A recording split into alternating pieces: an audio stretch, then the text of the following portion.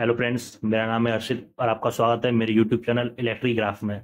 आज मैं इस वीडियो में जो ये मल्टी वोल्टेज आउटपुट करने वाला ट्रांसफार्मर होता है, इसकी बहुत सारी वाइंडिंग हैं, कुछ इस तरफ हैं और कुछ इस तरफ हैं। इसकी कौन सी वाइंडिंग कितने वोल्टेज की है, वो कैसे निकालते हैं, वो मैं आज इस वीडियो में आपको बताने वाला हूँ। तो वीडियो में बने रहें, वीडियो को पूरी देखें, एंड तक देखें, लाइक करें, चैनल को सब्सक्राइब करें और इससे रिलेटेड कोई क्वेरी हो तो कमेंट करें, मैं जरूर आंसर करूंगा। तो फ्रेंड्स, इसमें सबसे पहले हमको एक ही गेज के तारों को और एक ही कलर के तारों को अलग अलग कर लेना है। क्योंकि इसमें दो तरीके के तार हैं, ये वाला रेड है, ये गोल्डन है, ये रेड है, गोल्डन है। तो हमको गोल्डन और रेड को अलग अलग कर लेना है। ये रेड और गोल्डन अलग अलग हो चुके हैं। तो फ्रेंड्स, इसमें गेज का भी ध्यान रखना होता है। ये सारे तार एक ही गेज के हैं, तो इसका मतलब ये एक ही वाइंडिंग के तार हैं। और ये सारे तार एक ही गेज के, हालांकि इनका इनका गेज सेम है बट कलर में डिफरेंस है। इनका गेज एक है तो ये एक ही वाइंडिंग के तार हैं। और ये वाला जो वायर है और इसका ये वाला जो वायर है, ये इस तरफ निकल आया, किसी वजह से उस तरफ ही होगा तभी ट्रांसफार्मर वर्किंग कंडीशन में होगा। हालांकि ये अभी भी वर्किंग कंडीशन में है, पर ये मेरे पास ऐसा ही आया है। तो इसमें ये दोनों जो वायर हैं वो एक ही कलर के हैं और एक ही गेज के हैं, ये वाला वायर। और इसमें दो वायर इस तरफ भी हैं जो कि बहुत ही पतले वायर हैं। ये ट्रांसफॉर्मर जो है किसी तरीके के एम्पलीफायर का है, जिसमें बहुत सारे, किसी ड्राइवर सेक्शन को चलाने के लिए या प्रीएम सेक्शन को चलाने के लिए बहुत सारी वोल्टेजों की जरूरत पड़ती है। तो हमको इसकी वाइंडिंगों पर एक एक करके वोल्टेज चेक करना है, कौन सा ग्राउंड है, कौन से पर वोल्टेज आ रहे हैं। सबसे पहले मैं इन गोल्डन वाली पॉइंट पर वोल्टेज चेक करने वाला हूँ। तो मीटर में देखिएगा, मीटर को 200 वोल्टेज इसी पर कर लेते हैं। ये ब्लैक वाला तार पहले इस पे रखा, सेकंड वाले पर रखा, इस पे तो कुछ भी वोल्टेज नहीं आ रहा है। अब इस वाले पर रखा, इस पर भी कुछ भी वोल्टेज नहीं आ रहा है। और इस वाले पर रखा, इस पर 12 वोल्ट हमको मिल रहे हैं। ये 12.7 इसलिए मिल रहे हैं क्योंकि मेरे घर में एसी थोड़ी ज़्यादा आ रही है।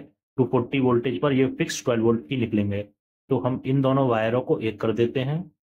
अब हम इस पे चेक करते हैं, इस पे और इस वाले पे कोई वैल्यू मिल रही है क्या। वाले पर हमको कोई वैल्यू नहीं है। इससे इस वाले पर हमको 12 वोल्टेज मिल रही है, और जो पहले वाले पर जिस पर हमको वोल्टेज मिल रही थी वो वाले तार है, ये वाला, ये वाले तार पर कुछ भी नहीं मिल रहा है। तो इसका मतलब ये है कि ये वाला तार और ये वाला तार एक वाइंडिंग है, और ये वाला तार और ये वाला तार एक वाइंडिंग है। तो एक 12 वोल्ट ये हो गया, एक 12 वोल्ट ये हो गया। तो हम इसके जो दोनों ग्राउंड पॉइंट है, ये दोनों वाले जो पॉइंट, उनको एक भी कर सकते हैं। देखिए हमने एक कर दिए हैं। एक करने पर कोई भी शॉर्टिंग नहीं आ रही है, तो फिर इसको हम एक कर सकते हैं। आपके केस में हो सकता है ट्रांसफार्मर में कुछ और वाइंडिंग हो, वो आप मीटर से चेक कर लीजिएगा। हमने इन दोनों को एक कर दिया। अब इन दोनों पर 12 वोल्टेज मिलने लग जाएगा। इस पर भी 12 मिलेगा और इस पर भी 12 मिलेगा। तो दोस्तों, आप ये मत सोचिएगा ये सेंटर टेप बाइंड है, ये सेंटर टेप बाइंड नहीं है। अगर ये सेंटर टेप बाइंड होता तो हमको यहाँ पर 24 वोल्टेज मिलना चाहिए था इन दोनों पॉइंटों पर, जो कि हमको कुछ भी वोल्टेज नहीं मिल रहा है। ये सेपरेट सेपरेट वाइंडिंग है। ये दोनों पॉइंट ग्राउंड है, एक पर 12 है और एक पर, दूसरे पर भी 12 है। बट हम इसको ग्राउंड मानकर इसमें एक ब्रिज रेक्टिफायर लगाकर इससे सेंटर टेप की तरह यूज करके प्लस माइनस 12 वोल्ट की सप्लाई भी बना सकते हैं। वो हम कैसे बनाएंगे वो मैं आगे वीडियो में आपको एक्सपेरिमेंट भी करके दिखाऊंगा। तो चलिए दोस्तों, ये गोल्डन वाली वेल्डिंग का तो काम खत्म हुआ, इसको हम नीचे दबा देते हैं। अब सेम केस हो सकता है इसमें भी हो रेड वाली वेल्डिंग में।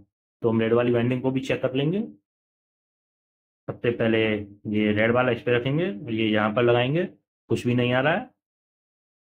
यहाँ पर 12 है और यहाँ पर कुछ भी नहीं है। और यहाँ से सेकंड वाले से यहाँ पर कुछ भी नहीं है, यहाँ पर कुछ भी नहीं है और यहाँ पर 12 है। तो दोस्तों, इसमें भी सेम ही केस है। एक इस वाली से इस वाली पर 12 आ रहे हैं और इस वाली से इस वाली पर 12 आ रहे हैं। तो हम ये दोनों इसके ग्राउंड हो गए, तो इन दोनों ग्राउंडों को हम एक कर देंगे। इन दोनों ग्राउंडों को एक करने के बाद इस वाली पर 12 है और इस वाली पर भी 12 है। और इन दोनों पर अगर 24 आ गए तो ये सेंटर टेप हो जाएगी। दोनों पर मिलाकर 24 नहीं आ रहे हैं। तो ये इसकी सेपरेट सेपरेट वाइंडिंग है। हमने भले ही यहाँ से मिलाकर ग्राउंड कर दिया है, लेकिन ये है सेपरेट सेपरेट ही। यहाँ पर 12 है, 12, और यहाँ पर भी 12 वोल्टेज ही है। अब बचा ये मोटा वाला वायर। अब ये मोटा वाला वायर, इसका एक वायर इस तरफ है जो कि दोनों ही सेम गेज के वायर हैं। ये वायर किसी भी वायर से कुछ भी शो नहीं करेगा। मैं आपको चेक करवा देता हूँ, कुछ भी वोल्टेज नहीं आ रहा है किसी भी वायर से। मैं आपको चेक करवा देता हूँ, किसी भी वायर से कुछ भी वोल्टेज नहीं आ रहा है, नहीं आ रहा है ना। अब पर इसके छोटे पतले वाले वायर से भी चेक करवा देता हूँ, पतले वाले वायर पे भी कोई कंटिन्यूटी नहीं है, कोई भी कंटिन्यूटी नहीं है।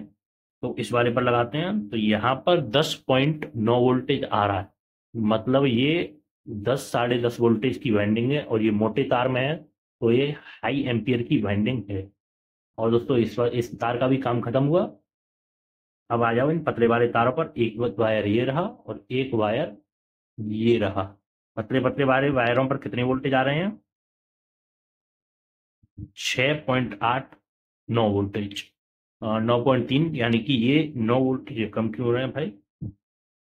हाँ, तो वो वायर की इंसुलेशन ठीक से छिड़ी नहीं है, इसी वजह से ये 9 वोल्टेज इस वाली वाइंडिंग पर उपस्थित है। तो दोस्तों थ्योरेटिकली तो कंप्लीट हो गया, अब हम इसको प्रैक्टिकली भी चेक कर लेते हैं।